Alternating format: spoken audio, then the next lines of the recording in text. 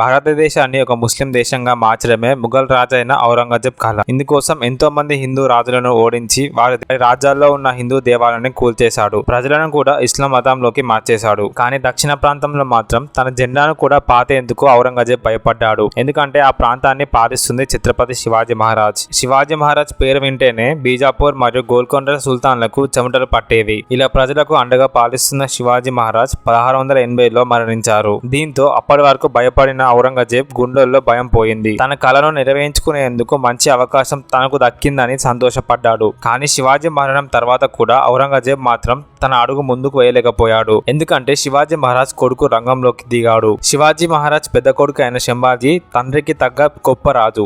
శంభాజీ పరాక్రమానికి ఔరంగజేబ్ కూడా తట్టుకోలేకపోయాడు. ఇలా తన తండ్రి రాజ్యాన్ని ప్రజలను ఎంతో ప్రేమగా చూసుకుంట శంభాజీని ఎదురు వచ్చి ఢీకొట్టలేక వెనుక నుంచి వెన్నుపోటు పొడిచారు. ఇలా చేయడానికి ముఘళ్లకు సహాయపడింది మరెవరో కాదు, తన సొంత వాళ్ళే. దీంతో ఔరంగజేబ్ చేతులకు శంభాజీ బందీగా చిక్కడంతో ఘోరాతి ఘోరంగా అవమానించి హింసించి చిత్రవదలకు గురి చేసి ముక్కలు నరికి చంపేశారు. అసలు శంభాజీని మోసం చేసింది ఎవరు? ఔరంగజేబ్ కు చిక్కేలా చేసింది ఎవరు? ఎందుకు ఔరంగజేబ్ శంభాజీని అంత ఘోరంగా హింసించి చంపాడు? ఛత్రపతి శివాజీని మహారాజుగా ప్రపంచానికి పరిచయం చేసిన చరిత్రకారులు శంభాజీని మాత్రం ఎందుకు ప్రపంచానికి తెలియకుండా సమాధి చేశారు? ఇలాంటి ఎన్నో విషయాలు ఈ వీడియోలో తెలుసుకుందాం. ఛత్రపతి శివాజీ మహారాజ్ మొదటి భార్య అయిన సాయిబాయికి పుట్టిన వాడే శంభాజీ మహారాజ్. 1657 మే 14న కురంగల్ కోటలో శంభాజీ జన్మించాడు. వీరి పూర్తి పేరు శంభాజీ రాజే భోస్లే. శంభాజీ తన 2 ఏళ్ల వయసులోనే తన తల్లిని కోల్పోయాడు. సాయిబాయి మరణించిన తరువాత తన నానమ్మ అయిన జీజాబాయి శంభాజీని పోషించి పెద్ద చేసింది. శంభాజీ తనకు కేవలం 10 సంవత్సరాల వయసులోనే అమీర్ ప్రాంతం రాజులను కలిసి రాజపాలన ఎలా చేయాలో నేర్చుకున్నాడు. తన 10 ఏళ్ల వయసులోనే పొరుగు రాజ్యాల రాజులను కలుపుకోవడం స్టార్ట్ చేశాడు. శివాజీ మహారాజ్ కి మొత్తం 3 భార్యలు.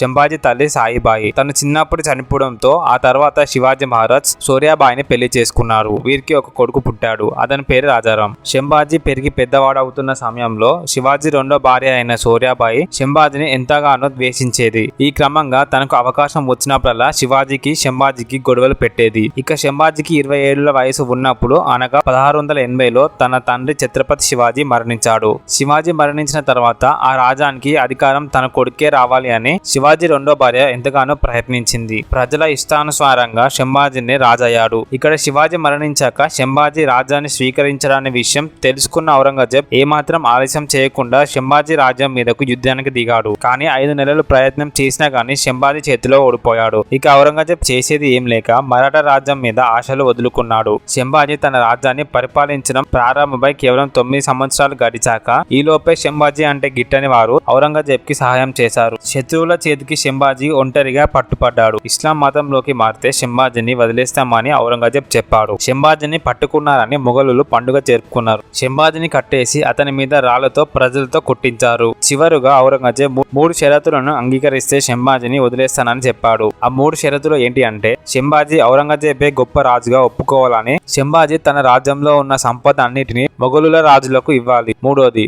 శంభాజీ తన హిందూ మతం వదిలి ఇస్లాం మతంలోకి రావాలి. కానీ శంభాజీ ప్రాణాలను వదిలేందుకు ఆయన సిద్ధం, కానీ ఈ షరతులకు ఒప్పుకోనని చెప్పాడు. దీంతో శంభాజీ పొగరును అణచాలని తన గాయాలపై కారాన్ని చల్లారు. శంభాజీ నాలుకను కత్తిరించి కాకులకు వేశారు. తన కన్నుగుడ్లను పొడిచి బయటకు తీశారు. ఇలా ఒక్కొక్క రోజు ఒక్కొక్క అవయాన్ని నాశనం చేస్తూ 3 షరతులకు ఒప్పుకోవాలని హింసించారు. ఇలా ఈ విధంగా 40 రోజుల పాటు జైలులో నరకం చూస్తున్న శంభాజీ తలను నరికించారు. ఆ తర్వాత శంభాజీ శరీరాన్ని ముక్కలు చేసి నదిలో పడేశారు. శంభాజీ ప్రాణం పోయే ఆఖరి క్షణాల్లో కూడా తన ఇష్టదైవమైన పరమశివుని జ్ఞాపకం చేస్తూ ప్రాణాలు విడిచాడు. ఇలా ఈ విధంగా శంభాజీ మహారాజ్ హిందూ స్వరాజ్యం కోసం తన ప్రాణాలను అర్పించాడు, వీరమరణం పొందాడు. కానీ బాధాకరం ఏంటి అంటే ఇంత గొప్ప వీరుని గాథను చరిత్రలో లేకుండా చేశారు. ఈ రోజుకు కూడా శంభాజీ మహారాజ్ ఎవరు అనేది చాలా మందికి తెలియదు.